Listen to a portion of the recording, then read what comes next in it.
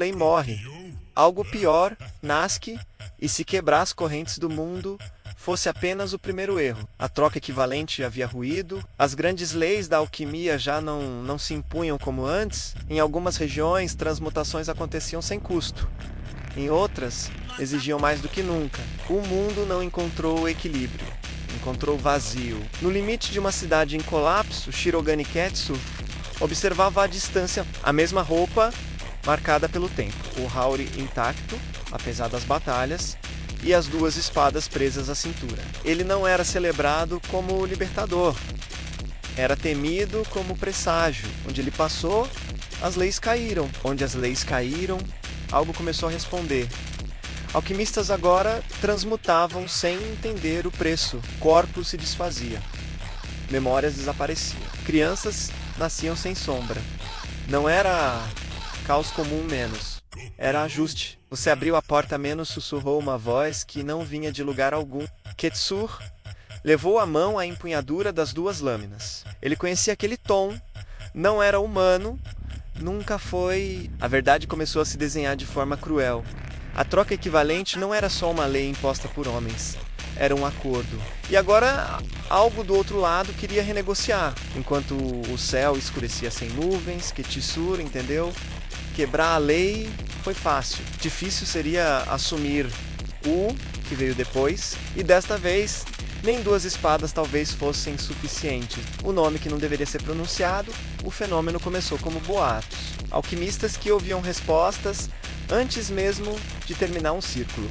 Transmutações que sorriam de volta. Em uma cidade tomada por símbolos instáveis, Shirogane Ketsu avançava em silêncio. A mesma roupa, o Haori pesado de poeira e decisões antigas, e as duas espadas firmes na cintura. Ele não precisava lutar para sentir algo estava acordado. No centro da praça, um jovem alquimista gritava para o vazio, as mãos cobertas de marcas negras.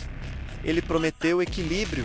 Chorava, disse que agora somos livres. Livre, a palavra soou errada. O ar se partiu como vidro e a presença se revelou. Não um corpo, mas uma ideia viva, moldada por séculos de sacrifício. Aquilo que sustentava a troca equivalente quando os homens ainda não sabiam dar nome às perdas. Vocês me chamaram de lei, disse a voz, mas eu sempre fui fome. Ketsu sacou a primeira espada. O metal vibrou, rejeitando o espaço ao redor. Você se alimentou do medo, respondeu, e se escondeu atrás de regras. A entidade riu e você me libertou. Com um gesto invisível, o círculo do jovem se fechou. O preço veio tarde demais. Ketsu cruzou as lâminas, as duas espadas juntas, interrompendo a transmutação no limite do irreversível. A praça ficou muda. Ali, Ketsura, entendeu? O erro completo. Ao destruir a lei, ele expôs o credor. E agora, o mundo devia mais do que podia pagar. A entidade recuou, deixando um aviso que queimou no ar, onde houver alquimia. Eu voltarei. Ketsur guardou as lâminas. A caçada tinha mudado de alvo. A espada que não corta carne. Durante anos, Shirogane Ketsur acreditou que ambas as espadas eram iguais. Mesmo aço, mesmo peso, mesmo juramento. Ele estava errado. Refugiado nas ruínas de um antigo laboratório alquímico. Ketsur manteve a mesma roupa, agora marcada por cinzas recentes, enquanto apoiava as duas espadas diante de si. A presença da entidade ainda ecoava no ar, como um gosto metálico na boca. Foi ali que ele sentiu a diferença. A primeira espada reagia ao mundo físico. Paredes, círculos, carne, metal. A segunda vibrava quando não havia nada visível. Memórias começaram a emergir. O dia em que um mestre desconhecido insistiu que ele carregasse duas lâminas. O aviso sussurrado. Uma corta U que existe. A outra corta U que insiste em existir. Ketsur desembainhou a segunda espada por completo. O ar ao redor se distorceu, como se ideias fossem feridas. Por um instante, ele viu algo impossível. Fragmentos de intenções, restos de pactos antigos, presos ao mundo como correntes invisíveis. Então é você, murmurou. A entidade não precisava estar presente para reagir. O chão estalou. Símbolos antigos se ativaram sozinhos. atraídos pela lâmina que podia ferir conceitos, acordos e dívidas. Mas usar aquela espada tinha um custo cada vez que Ketsur a empunhava. Uma parte de sua própria história se tornava instável. Rostos sem nomes, lugares sem lembrança. Ele não estava pagando com carne, estava pagando com quem ele era. Mesmo assim, guardou a lâmina. Se o inimigo era uma fome antiga, então ele precisava de uma arma capaz de cortar a própria dívida do mundo. E agora ele sabia. No confronto final, apenas uma das espadas poderia atingir o verdadeiro alvo. O mundo que pede um partido novo, acordo, as manifestações se espalharam, cidades inteiras passaram a oferecer sacrifícios voluntários, não por medo, mas por alívio. A entidade não precisava mais se esconder, ela se adaptava. Shirogane Ketsur atravessava essas terras em silêncio, com a mesma roupa, o hauri pesado de poeira e culpa, e as duas espadas sempre à cintura. Onde ele passava era reconhecido, não como salvador, mas como alternativa. Se a lei morreu, diziam menos, então precisamos de outra coisa para acreditar. No coração de uma capital reconstruída às pressas, líderes alquimistas se reuniram. Eles não pediam obediência, pediam mediação, queriam que Ketsur criasse um novo pacto, um limite, uma regra menos cruel. Ele recusou. Toda regra vira prisão, respondeu. Só muda o nome do carcereiro.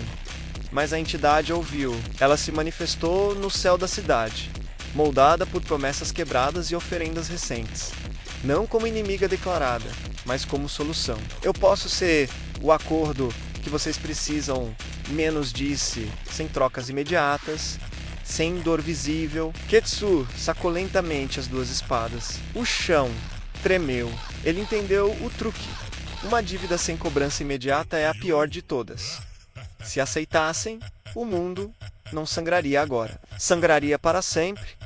Você não quer equilíbrio, disse ele. Quer dependência, a entidade não negou. E naquele instante, milhões de pessoas fizeram sua escolha. Não pelo medo do monstro, mas pelo medo da liberdade.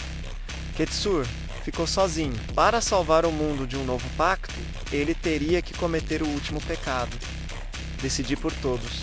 O homem que cortou o acordo, o céu não se partiu. O mundo não gritou. Quando Shirogane Ketsur avançou, foi em silêncio com a mesma roupa, o hauri firme contra o vento e as duas espadas finalmente compreendidas. A entidade se expandiu, alimentada por medo, esperança e consentimento. Ela não precisava vencer, bastava existir.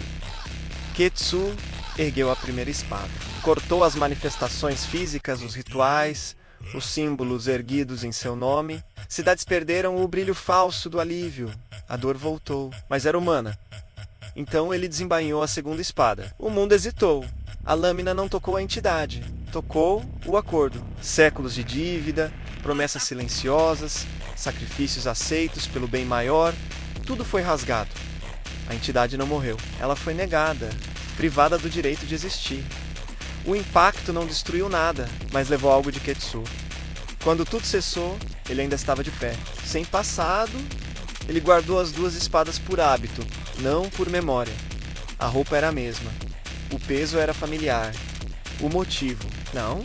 O mundo seguiu sem lei absoluta, sem pacto oculto. Mais frágil, mais honesto, as pessoas agora pagavam apenas pelo que escolhiam. E em estradas distantes, um samurai sem história caminhava com duas espadas, impedindo que novas dívidas invisíveis nascessem. Não como herói, não como juiz, mas como lembrança viva de que liberdade sempre cobra algo.